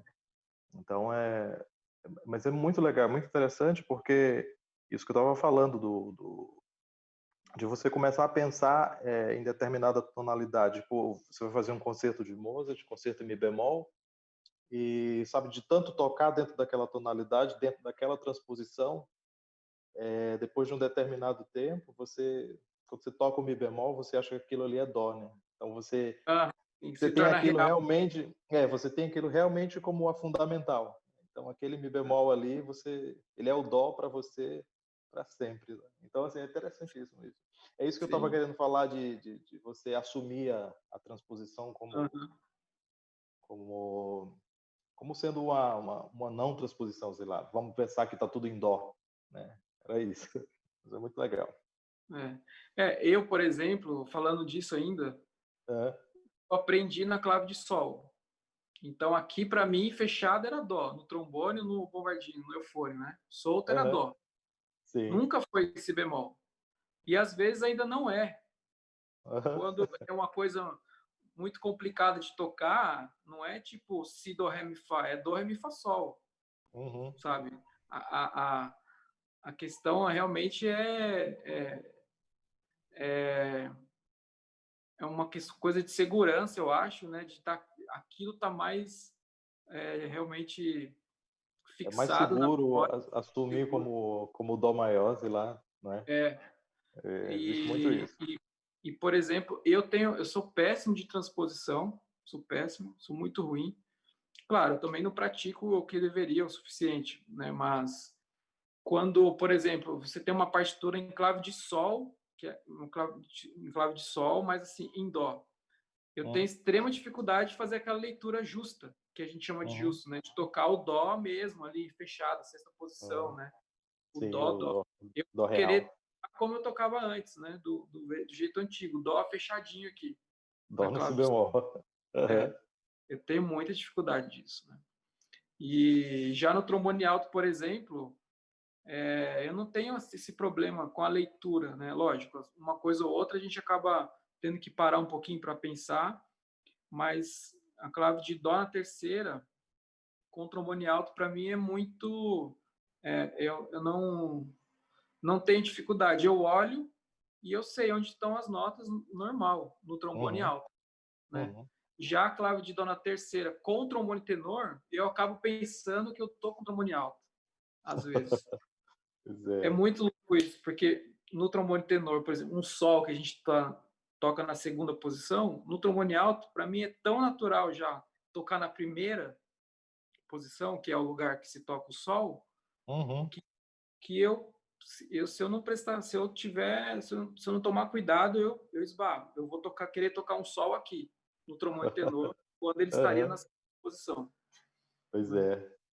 é. Isso é um problema que na trompa a gente não tem, né? Uhum. Alguns trompistas assim transpõem clave, né? Mas geralmente a gente transpõe intervalo mesmo, né? Eu conheço poucos trompistas que transpõem clave. É interessante saber, né? Mas o que é mais usual é realmente transpor intervalo, né? Assim como você estava falando, que faz também. Sim. Não, e é bom você ficar livre, né, da tonalidade, né? Pois Você pensa E esse na é relação. o objetivo, sabe? Porque quando é natural, sabe? Você vai imaginar que não tem alteração nenhuma, não tem nenhum bemol, não tem nenhum sustenido. Então a coisa é natural você pensar, sabe? Isso para efeito de afinação, sabe? Temperamentos, essa coisa toda, isso tudo é muito interessante, muito importante. Faz soar mais naturalmente, entendeu? Sim, Era isso. exatamente. E você podia falar um pouquinho também, Robson, acho que para a galera ouvir, essa coisa da rotina de estudo, como que é para você ser um trompista. Você tem outras várias é, atividades também como músico, maestro, e você também participa de um grupo de música antiga, né, e que faz música antiga música brasileira à moda renascentista, inclusive. Pois né? é. Uhum. Seria legal Exato. você falar um pouquinho disso também para o pessoal conhecer e saber Uhum. um pouco da sua rotina, né, a sua rotina musical, assim. Então, com relação à rotina, eu faço algumas questões com isso que você estava falando, de relaxamento, tudo. Eu acho importante você pensar no corpo, né? Antes de trabalhar com o instrumento em si, né? E eu sou de acordo com essa filosofia que o instrumento do músico de metal é o corpo, né? E todo o restante, o instrumento em si, ele vem ele vem depois, né? Então, assim, acima de tudo, eu acho que a parte física, ela tem que estar em dia, né? Uhum. E isso mesmo que você tinha falado, porque tudo é musculatura, né? Então, a musculatura precisa estar em dia para que o todo funcione. Então, eu penso muito a esse respeito quando penso em rotina, né? Então, a Uhum. rotina vem de aquecimento, né? Primeiro, logicamente, despertar o corpo. Eu acho que para nós, músicos de metais, é importantíssimo pensar em respiração e a mesma coisa que você citou de acordar a musculatura da boca, eu penso também em uma rotina de despertar os músculos que envolvem a respiração, sabe? Eu acho que isso também é muito importante, porque uma vez que você desperta toda essa musculatura da respiração, depois que você aquece, desperta e faz os seus exercícios de boca, eu acho que o resultado ele é muito melhor, é muito mais interessante. Então, sim, eu tenho uma rotina primeiro de alongamento, de aquecer, exercícios de respiração, né? E depois parto exatamente para o vocal, para o buzz. Como você, eu também não faço muito, sabe? No máximo 20 minutos de Eita, vocal. pô, 20 minutos, caraca. 20, faço 20, mas assim, isso tudo. Vocal e 20, eu faço o buzz na trompa, né? Você faz quanto? eu faço 5 minutos, no Tá, eu faço máximo. uns 20, mas tem gente que faz 40 minutos de vocalzinho, É. eu não vou muito com isso, não. E logicamente também que depende, né, do dia, depende do que você vai fazer. Às vezes você tem um trabalho que é de manhã, então você não tem muito tempo, então já tem que ser uma coisa ali mais objetiva, né? Mas enfim, eu gosto muito de usar o Buzz, né? Tem um aparelhinho que o Adalto desenvolveu que é muito legal e é prático, você usa ele direto lá na trompa, então eu uso muito isso aí, né? Logicamente dentro desses 20 minutos, não faço a mais não, né? E pronto, e a partir disso aí começa a vida de trompista, né? Que é escala, arpejo, transposição, né? Então, tudo que você faz numa primeira posição da trompa em Fá, você faz na segunda, terceira, até sétima, e depois a mesma coisa da trompa em Si bemol, e pronto. E a partir daí já ataca, né? Com o repertório, com o concerto, o que seja, né? Basicamente isso. Eu não sei se os colegas fazem algumas coisas diferentes, mas é basicamente isso. E aqui no Ceará eu não trabalho com orquestra, né? Uhum. E já entrando para outra coisa que você pediu para eu comentar, o trabalho aqui ele é bem diferente, né? Então, como trompista, aqui no Ceará eu tento atuar em grupos de câmara, né? Então, eu faço quinteto de metais, faço quinteto de sopros, né? Agora a gente tá fazendo quarteto de trompas. Então a coisa é voltada para isso aí, né? E também repertório de banda. E aí já entra uma outra questão que é resistência, né? A Uhum. resistência do músico de orquestra e a resistência do músico de banda, né? Um negócio que Discrepante. pois é. Então, assim, se você consegue tocar um concerto inteiro de banda, então você está confortabilíssimo quando você vai fazer repertório de orquestra, né? O quinteto de sopros e tal. Logicamente que são pegadas diferentes, né? A resistência é outra, mas enfim, são sonoridades diferentes, né? Tipo, eu que faço quinteto de metais e quinteto de sopros, então eu tenho que dosar isso muito bem, né? Às vezes você toca um pouquinho a mais, você já sobressai as madeiras, né? E às vezes você toca achando que tá forte, mas os metais eles precisam te ouvir mais, né? Então assim, são duas referências completamente diferentes, né? E isso é preciso cautela, né, para você saber dosar essa quantidade de som que você vai aplicar, a maneira de tocar, né, o próprio ataque em si, sabe? Se faz mais T, se faz mais D, dependendo de com quem você vai tocar, né? Então isso são coisas importantes. Mas enfim, o básico do que se faz é essa coisa do aquecimento. É isso aí. Legal. Isso aí. Tudo bem. Eu tô com câmera desligada? Tá, pô. Opa! Achei que tava. Tá tomando café e não quer que a gente veja isso? Ah, não. Cadê? Tô aqui. Aí, Pronto. Então é basicamente isso aí, né? Os trabalhos que tem feito. legal. Pois é, infelizmente eu não tenho os trompistas aí na sala, mas enfim, se os outros colegas tiverem algum questionamento aí, alguma pergunta, Sim. a gente pode falar um pouco. Perguntar alguma coisa. A gente já vai caminhando para o final. Eu vou contar uma história aqui do mestre Eleazar e depois a dona Sônia vai contar outra. Acho que ela nem tá no grupo mais, velho. Ela tá com o microfone desligado, dona Sônia. Tá? É só para findar, é só para findar esse assunto sobre a transposição, que eu, como vim do eufônio também, depois eu migrei para o trombone, eu tenho muito essa coisa ainda do dó aqui na primeira posição, eu tenho muito isso não teve 4 anos de faculdade que corrigiu isso na minha vida. E por trabalhar com não consigo. Tem hora que eu tô lá, dá o dó aí, o primeiro na posição lá, bonito, lindo, maravilhoso. Eu dou, opa, peraí, desculpa aí. Mas é uma coisa que eu aplico muito com meus alunos também, porque como a gente tem que ganhar muito tempo na hora do aprendizado da leitura, então vai trompete, trombone, tuba, eufone, tudo clave de sol e vamos que vamos, né? Apesar das aulas individuais, eu respeitar muito a tonalidade do instrumento não transpositor, eu respeito muito isso nas aulas individuais, né? Mas no coletivo, para a gente ganhar aquele certo tempo, né? Foi até uma dica que eu recebi do saudoso Dittmann, que era um maestro alemão que via muito aqui no Brasil. Eu tive muitas aulas com ele e ele deixou essa dica. Na hora de ensinar todo mundo, ensina de uma coisa só. Individual, você faz o certo. Não que seja errado, né? Não que seja o errado você ensinar um trombonista a tocar na clave de sol, um tubista na clave de sol, né? Mas, se possível, né? Ele sempre falava, se possível, oriente da forma correta, clave de Fá, o instrumento não é transpositor, né?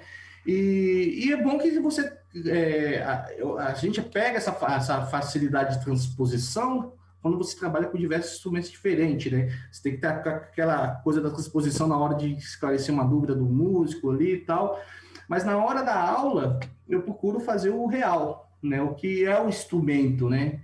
E eu fico só finalizando, deixando essa dica que o Dittmann, né? Ele frisava bem. Na hora do conjunto, pensa uma coisa só. No individual, faz o certo. Né? Uma coisa que ficou muito marcado na vida, uma dica que o saudoso Dittmann deixou para mim. Pois é, só comentando com relação a isso, Alexandro, eu já tive experiência com colegas que realmente trabalharam das duas maneiras, essas duas coisas que você está falando, mas aí veja bem, é importante pensar na coisa que funciona, né? Tipo, se funcionou, então eu não vejo que problema se a coisa é certa ou errada. Eu acho que o que funciona é mais importante nesse momento. Agora, sim, isso que você chamou de correto, talvez quando o teu aluno sair da tua cidade, for fazer um trabalho fora, talvez ele não fique tão à vontade para desenvolver esse trabalho, né, por conta da maneira. Mas não que seja certo ou errado, né? Uma vez que isso funciona dentro da sua banda, dentro do seu grupo, eu acho que é muito válido, sim. Né? Só para complementar aí o que você está falando. O legal é você saber tudo, né? Fazer das duas maneiras, né? Mas se você não... Eu não vejo problema nisso. Pessoal, alguém tem mais alguma pergunta? Alguma coisa? Dona Sônia, a senhora precisa abrir o microfone de novo, que ele está fechado. Tem que tocar na telinha e no microfonezinho à esquerda. Ela apagou a câmera. Não, acho que não.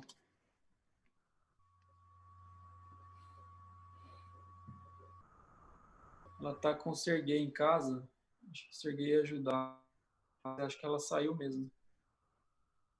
Para mim ela ainda está aqui, mas com microfone e câmera desligado.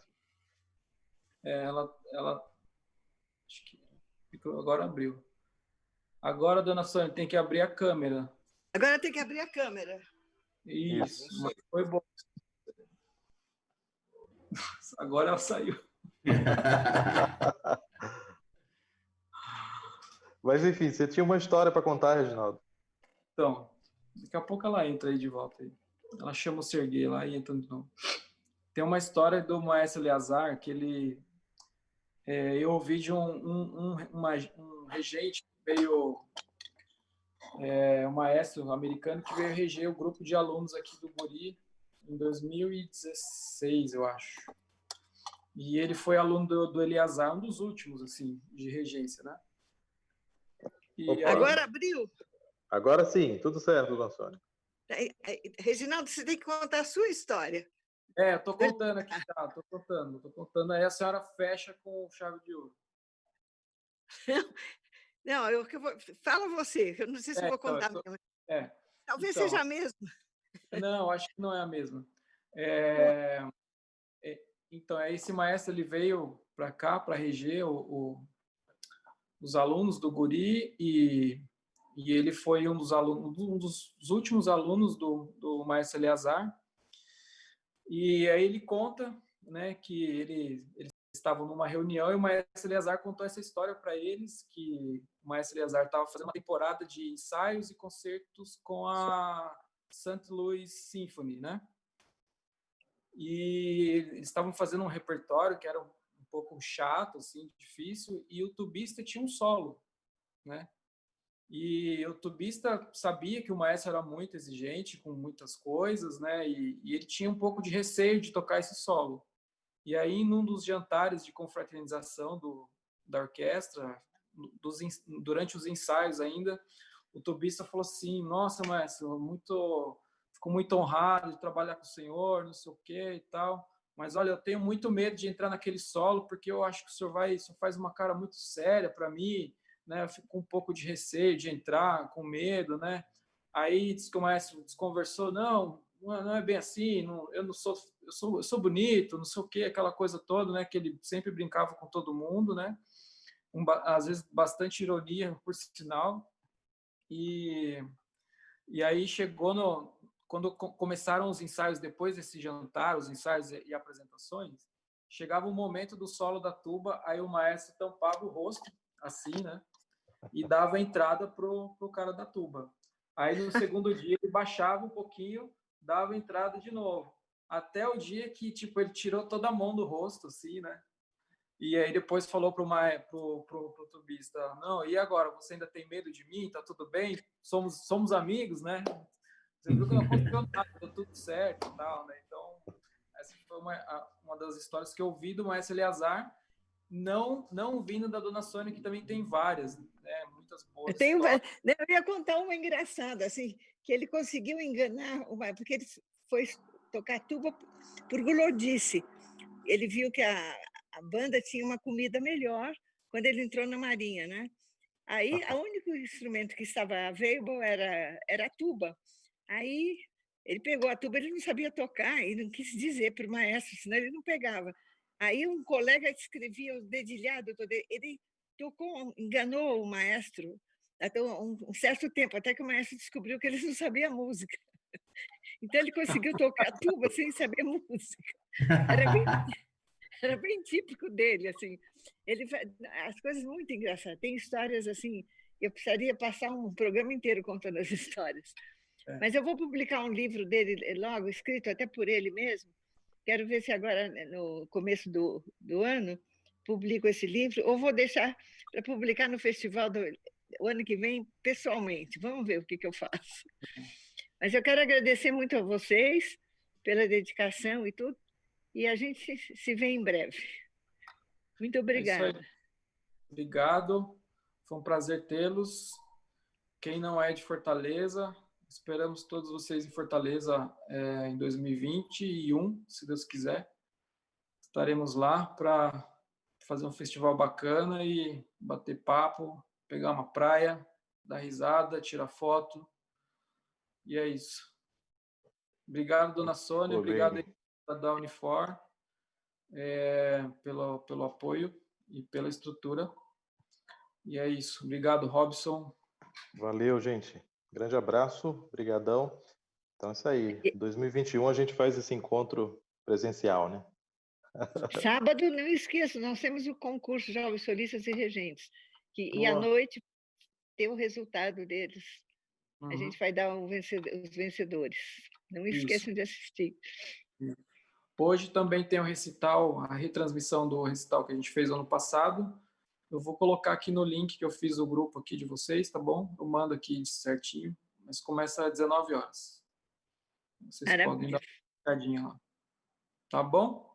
Então, boa noite, boa tarde a todos. Né? Valeu, gente. Tudo de bom. Um grande abraço. Fiquem com Deus. Tchau, tchau.